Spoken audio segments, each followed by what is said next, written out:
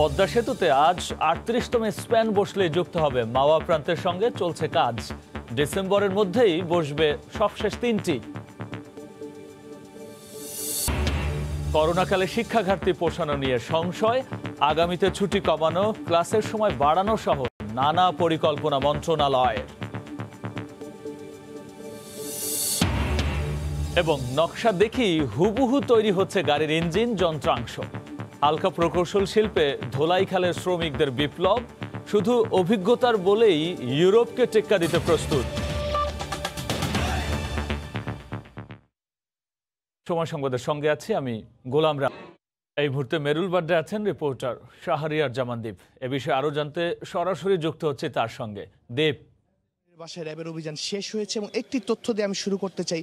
RAB কিছুক্ষণ আগে যে তথ্যটি আমাদেরকে জানিয়েছেন যে গোল্ডেন মনির আজকে সকালে কিন্তু দুবাই চলে যাওয়ার কথা ছিল, সে কারণে তার পাসপোর্ট এবং টিকিটও কাটা হয়েছিল এবং এর কারণে কিন্তু গতকাল রাতে র্যাব অভিযান শুরু করে। র্যাব বলেছে যে অভিযানের শুরুতেই কিন্তু তারা তার পাসপোর্টটি জব্দ করতে সমর্থ হয় এবং যে সেই পাসপোর্টে তারা দেখতে পায় যে আজকে সকালের ফ্লাইটে তার দুবাই চলে যাওয়ার কথা ছিল।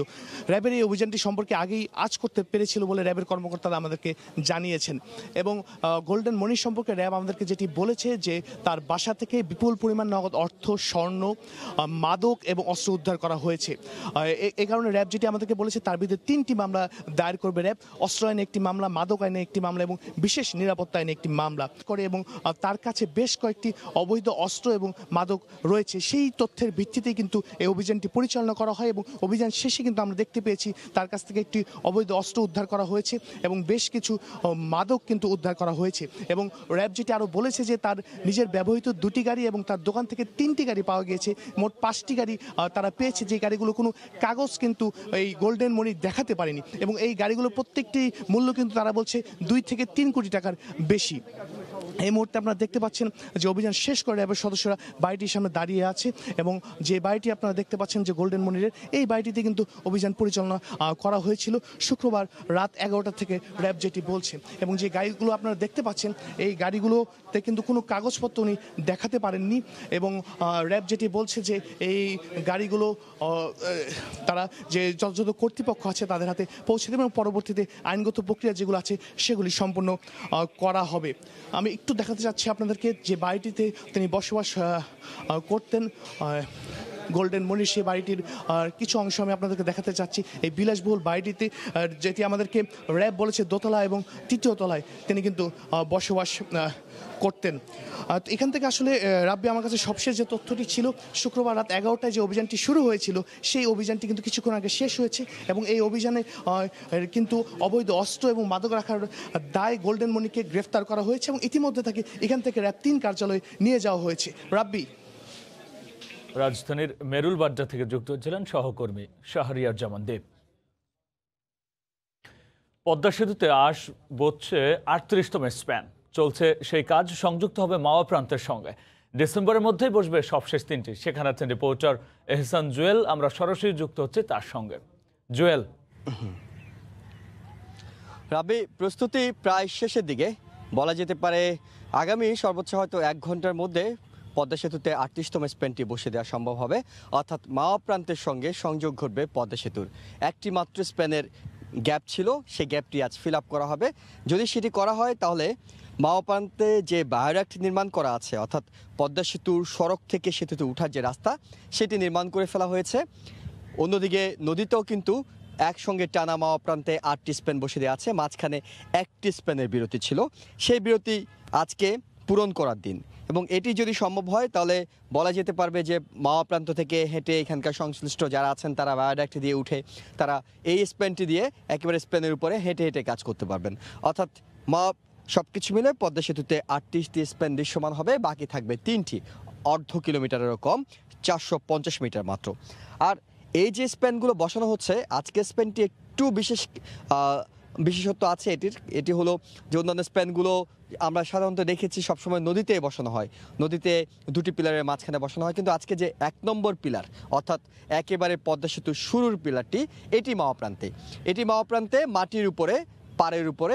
তাই যেটি করতে হয়েছে যে আজকে স্প্যানটি বসানোর জন্য আগে থেকে কিন্তু প্রায় 1 সপ্তাহ আগে থেকে প্রস্তুতি নিতে হয়েছে, অর্থাৎ পাড়ের গোড়ার যে মাটি ছিল, পিলারের গোড়ার মাটি, সেগুলো কেটে সরিয়ে ফেলতে হয়েছে। কৃত্রিমভাবে ড্রেজার দিয়ে এগুলো কাটতে হয়েছে। কেটে এমনভাবে পট তৈরি করা হয়েছে যাতে স্প্যান নিয়ে ক্রেনটি একেবারে পিলারের কাছাকাছি আসতে পারে। যদি আসতে না পারতো তাহলে যেহেতু ভাসমান ক্রেন এটি নদীতেই শুধুমাত্র চলাচল করতে পারে, আর এত বড় স্প্যান এটি বয়ে আনার জন্য অন্য কোনো ক্রেন বাংলাদেশে তো নেই, বিশ্বে খুব কমই আছে এই ধরনের শক্তিশালী ক্রেন। তাই এটিকে কেটে যখন প্রস্তুত করা হলো তখন আজকে সকাল 9:20 নাগাদ এটিকে মাওর কুমারভোগ ইয়ার্ড থেকে নিয়ে আসা হয়েছে। আনার পরে এটিকে এখন একেবারে দুটি পিলার 1 ও 2 যে দুটিতে বসানো হবে সেটির কাছাকাছি নিয়ে আসা হয়েছে। আর এইখানে আরও একটা বিষয় আছে, সেটা হলো যে অন্যান্য পিলারগুলোতে যখন বসানো হতো সেগুলো স্বাভাবিক অর্থাৎ ছোট ছোট পিলার কিংবা যে আকৃতির হওয়ার কথা সেটি কিন্তু 1 নম্বর পিলার। এটি আসলে একটি বৃহৎ পিলার। অন্যান্য পিলারগুলোতে 6টি করে খুঁটি ব্যবহার করা হলো, এই একটি পিলারেই 16টি খুঁটি ব্যবহার করা হয়েছে। অর্থাৎ এটি অনেক বড় করে তৈরি করা হয়েছে এবং এটি প্রায় 10 তলা সমান মাটির নিচেই এটি গাড়া হয়েছে। এরপরে এটিতে যে পরিমাণ রড ব্যবহার করা হয়েছে, প্রায় 4000 মেট্রিক টন রড ব্যবহার করা হয়েছে, যেটি দিয়ে 20 তলা একটি বিল্ডিং করা সম্ভব, এতটাই শক্তিশালী এটি। এবং এটি যে পাইল ক্যাপ, সে পাইল ক্যাপটিও কিন্তু মানে পিলারের উপরে যে ক্যাপটি সেটিও 2 তলা বিল্ডিংয়ের সমান উচ্চতার। অর্থাৎ অন্যান্য পিলারের চেয়ে অন্যান্য পিলারগুলো তৈরি করতে যেখানে 5 কোটি টাকা করে খরচ হতো, এই একটি পিলারের খরচ হয়েছে 8 কোটি টাকা। কারণ এটির মধ্য দিয়ে কিন্তু পদ্মা সেতুতে প্রবেশ করবে গাড়ি, পদ্মা সেতুতে প্রবেশ করবে রেল। তার মানে অত্যন্ত শক্তিশালী একটি পিলার, যে পিলারটিতে আজকে পদ্মা সেতু স্প্যান বসানোর কাজটি সম্পন্ন করা হবে। এবং এটার জন্য আমরা অপেক্ষা করছি, আরও হয়তো ঘন্টাখানেক সময় লাগবে, যেটি বলেছিলাম তখন হয়তো আমরা জানিয়ে দিতে পারবো পদ্মা সেতুতে 38তম স্প্যানটি দৃশ্যমান হওয়ার খবর। এখন পর্যন্ত এই ছিল। শীত আসতেই অতিথি পাখির আগমনে মুখর আটলান্টিক এবং এর আশপাশের জলাধারগুলো। এ নিয়ে রিপোর্ট থাকছে সংবাদের শেষাংশে। সময় সংবাদে আরও থাকছে, ক্যান্সারের চিকিৎসায় চট্টগ্রাম মেডিকেলে নির্মিত হতে যাচ্ছে 100 শয্যার পূর্ণাঙ্গ চিকিৎসা সেন্টার। তেজস্ক্রিয়তার প্রভাব কমাতে থাকবে বিশেষ ব্যবস্থা কিংবা অ্যাসাইনমেন্ট। তাতেও করোনাকালে শিক্ষা ঘাটতি কতটা পোষানো যাবে তা নিয়ে রয়েছে সংশয়। বিশেষজ্ঞরা বলছেন বিকল্প পদ্ধতি খুঁজতে হবে এখনই। তৈরি করতে হবে শিক্ষার্থীদের সঙ্গে শিক্ষকদের নিবিড় যোগাযোগ। আর চলতি বছরের ধাক্কা সামলাতে আগামী শিক্ষাবর্ষে ছুটি কমানো, শিক্ষা ঘণ্টা বাড়ানো, পরীক্ষার চেয়ে চর্চার উপর গুরুত্ব দেওয়া সহ নানা ধরনের পরিকল্পনা চলছে বলে জানালেন শিক্ষা উপমন্ত্রী। ফারুক ভূঁইয়া, রবিনের রিপোর্ট। আগের সেই চেনা কোলাহল নেই, শিক্ষার্থীদের উচ্ছলতায় বহুদিন মুখর হয়নি শ্রেণীকক্ষ। 8 মাসের বেশি সময় ধরে এমন প্রাণহীন সব স্তরের শিক্ষা প্রতিষ্ঠান। করোনায় ঘরবন্দি শিক্ষার্থীদের ক্লাস কেবল অনলাইনে, ইংরেজি মাধ্যমে কোথাও কোথাও হচ্ছে পরীক্ষা ফিজিক্যালি আমাদের স্কুলে হয়, সেরকমই হচ্ছে। অনলাইনে পরীক্ষা যেন আগে একটু রিভাইজ করার জন্য টাইম দেয়, পরে আমাদেরকে ভিডিও অন রাখতে হয়। অনেক শিক্ষা প্রতিষ্ঠানই পড়াশোনার ক্ষতি পুষিয়ে নেয়ার যথাসাধ্য চেষ্টা করছে অনলাইনে। পরীক্ষা না হলেও শুরু হয়েছে অ্যাসাইনমেন্ট জমা নেওয়া। তবে এসবেও চলতি বছরের পাঠ্যসূচি কতটা রপ্ত করা যাবে তা নিয়ে আছে সংশয়। অন্যদিকে বড় একটি অংশ ইন্টারনেট বঞ্চিত, তাই শ্রেণীকক্ষে ফিরতে উদ্গ্রীব সব শিক্ষার্থী। যদি স্কুলটা খোলা থাকতো তাহলে আরো ভালো হতো, তখন সরাসরি স্যারের কাছে প্রশ্ন থাকতো। ক্লাস হইতেছে না, স্কুল বন্ধ, সেরকম ভাবে পড়ালেখা হচ্ছে না। ওরকম মোবাইলও নাই, অনলাইনে ক্লাস করায় নেই, এমনি অ্যাসাইনমেন্ট নিচ্ছে। স্কুলের মধ্যে থাকলে যে টিচাররা যেভাবে করে গাইড করতেন আমাদের, যেমনি করে বিভিন্ন ধরনের দিক নির্দেশনা দিতেন, এগুলো আজকাল তো আর বাসায় তেমনভাবে পাওয়া যাচ্ছে না। শেষের দিকে বছরে একটু ডিস্টেন্স মেনটেন করে একটা পরীক্ষা হলে ভালো হয়।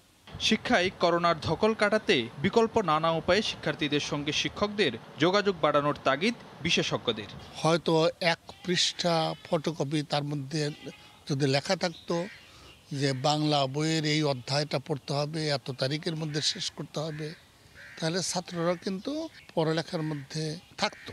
এই 1.5 মাস সময় ছাত্রদেরকে এবং অভিভাবকদেরকে নিবিড়ভাবে এই পড়ালেখার কার্যক্রমে সংশ্লিষ্ট করা। আর ঘাটতি পুষিয়ে নিতে আগামী শিক্ষাবর্ষে বেশ কিছু পরিকল্পনার কথা জানালেন শিক্ষা উপমন্ত্রী। বিগত বছরে যেই অংশটা আমাদের পড়াটা মিস হয়ে গেছে, সেখানে তো কিছু কোর লার্নিং আউটকাম ছিল, শিক্ষণফল ছিল। এই শিক্ষণফলগুলোকে আগামী বছরের শিক্ষণফলের সাথে সংযুক্ত করে পড়াতে হবে।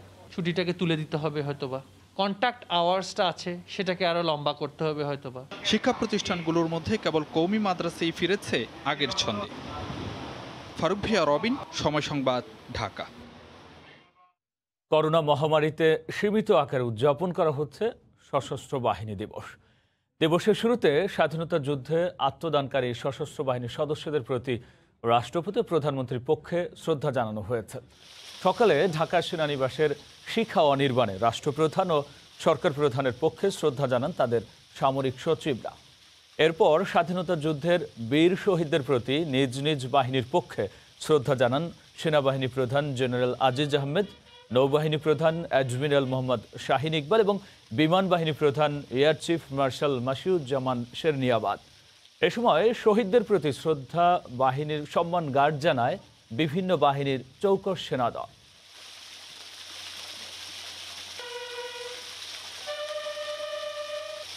প্রাতিষ্ঠানিক শিক্ষা নেই, কেবলমাত্র অভিজ্ঞতা দিয়েই গত কয়েক দশকে ধোলাইখাল এলাকায় গড়ে উঠেছে হালকা প্রকৌশল শিল্প। গ্রাহকের চাহিদা অনুসারে যে কোনো যন্ত্রাংশ তৈরিতে সক্ষম তারা। আমদানি করা ৩-৪ কোটি টাকার বিদেশি মেশিন ১ কোটিতেই বানিয়ে চমক দেখালেও পৃষ্ঠপোষকতার অভাবে বাজার দখল নিতে পারছে না তারা। তবে এই হালকা প্রকৌশল শিল্পকে এগিয়ে নিতে অঞ্চলভিত্তিক পরিকল্পনার কথা বলছে এসএমই ফাউন্ডেশন। মোহাম্মদ শাহিনের ক্যামেরায় রাশেদ লিমনের রিপোর্ট। নিজের একটা অভিজ্ঞতা হয়ে গেছে, এখন যে কোনো কাজ মনে করে আপনি দিলে, স্যাম্পল দিলে কি ড্রয়িং করে দিলে ইংলিশে দেখেই করে ফেলে। কাগজ কলমের জ্ঞান নেই, ওস্তাদের দীক্ষা আর বছরের পর বছর মেশিনের সঙ্গে সখ্যতা এমন আত্মবিশ্বাসের যোগানদাতা। পরিগণগড় তীরে ধোলাইখাল এলাকায় কোনো প্রাতিষ্ঠানিক শিক্ষা ছাড়াই বছরের পর বছর বিপ্লব ঘটিয়ে যাচ্ছেন হালকা প্রকৌশল শিল্পের শ্রমিকরা। কৃষি, খাদ্য প্রক্রিয়াকরণ, তৈরি পোশাক, বস্ত্র, গাড়ি, রেলওয়ে সহ বিভিন্ন খাতের যন্ত্র ও যন্ত্রাংশ তৈরি আর মেরামতে এখন সিদ্ধহস্ত তারা। এখানে একমাত্র মুরগি খামারের তৈরি হয়, বিভিন্ন ধরনের ইন্ডাস্ট্রি পাঁচটা তৈরি করি, ভেঙে গেলে এটা আবার জোড়া দিয়ে দেয়, নতুন তৈরি করি। কেউ বা বছরের পর বছর মেশিনের শব্দ আর পার্টসের সাজ বানাতে বানাতেই এখন কয়েকটা মেশিনের মালিক। কালের ধারায় লেগেছে আধুনিকতার ছাপও। শুধু যন্ত্রাংশ তৈরি করেন তাই নয়, বড় বড় মেশিনও বানিয়ে ফেলছেন অনায়াসে। তাদের ভাষায় মানের দিক থেকে এখন চীনকে ছাপিয়ে কোনো কোনো ক্ষেত্রে ইউরোপকেও টেক্কা দিতে সক্ষম। চায়নার তো লাগে 3 কোটি টাকা, আমাদের তো লাগে 1 কোটি টাকা। 5-7 বছর কাজ করতে পরে একটা মেশিন উঠাইছি। অথচ দক্ষ এসব হাত দিন শেষে বড্ড অসহায়। আমাদের ব্যাংকে বাংলা মেশিন বললে লোন দেয় না, চায়না মেশিন বা জার্মানি মেশিন, তাইওয়ানের মেশিন আনলে তাদের লোন দেয়। টুকটাক রিপেয়ারিং কাজ করি, নতুন কোনো প্রোডাক্ট আমরা ইনভেস্ট করতে পারছি না। তবে কিছুটা আশার বাণী শোনাচ্ছে এসএমই ফাউন্ডেশন। ব্যাপক হারে আমরা আমাদের উদ্যোক্তাদেরকে কাউন্সেলিং আমরা করছি, আমরা আমাদের ফাইন্যান্সিয়াল অর্গানাইজেশনগুলোকে সেই প্রক্রিয়ার ভিতরে আনার চেষ্টা আমরা করছি। 1947 সালে ভারত বিভাগের পর অবাঙালি উদ্যোক্তাদের মাধ্যমে প্রথমে হালকা প্রকৌশল শিল্পের যাত্রা শুরু হয় ধোলাইখালে।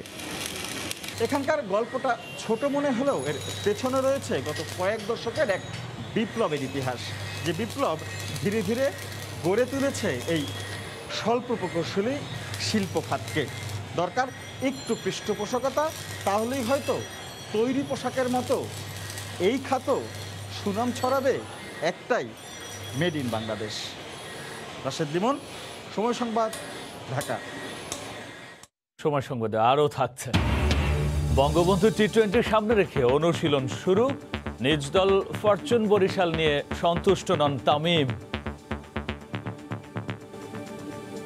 ক্যান্সার রোগীদের চিকিৎসা সেবা নিশ্চিতে অবশেষে চট্টগ্রাম মেডিকেল কলেজ হাসপাতালেই নির্মিত হতে যাচ্ছে 100 শয্যার পূর্ণাঙ্গ ক্যান্সার চিকিৎসা সেন্টার। 150 কোটি টাকা ব্যয়ে কেন্দ্রটি নির্মিত হলে চট্টগ্রাম বিভাগের রোগীদের কমবে দুর্ভোগ। কর্তৃপক্ষ বলছে নিরাপত্তার স্বার্থে বাংকার স্থাপনের মাধ্যমে মেশিন বসিয়ে করা হবে চিকিৎসা কেন্দ্রটি। নুরজামাল আতিকের ক্যামেরায় শফিকুল আলমের রিপোর্ট। চট্টগ্রাম বিভাগের 3 কোটি মানুষের জন্য চট্টগ্রাম মেডিকেলে ক্যান্সার বিভাগ। এখানে প্রতিদিন রোগী আসে 150 থেকে 200-র মতো, অথচ শয্যা আছে মাত্র 40টি। এতে রোগীর চাপের কারণে হিমশিম খেতে হয় ক্যান্সারের চিকিৎসা সেবা দিতে। এমন বাস্তবতায় ক্যান্সার রোগীদের সেবা নিশ্চিত করতে বিভাগের সামনে 30 কাঠা জায়গায় গড়ে তুলতে যাচ্ছে 17 তলা বিশায়িত ক্যান্সার চিকিৎসা কেন্দ্র। বিল্ডিং এতে স্থাপনা দরকার, যেখানে আমরা চিকিৎসা ঠিকমতো দিতে পারবো এবং মাল্টিডিসিপ্লিন অ্যাপ্রোচ হলে ভালো হয়।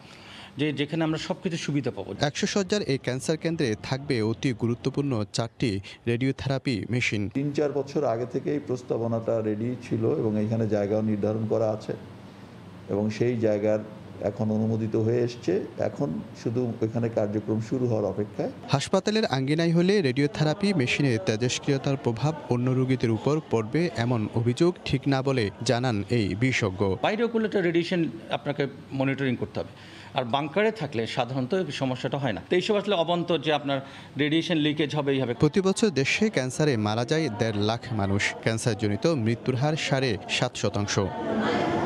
শফিকুল আলম, সময় সংবাদ, চট্টগ্রাম। সময় সংবাদ।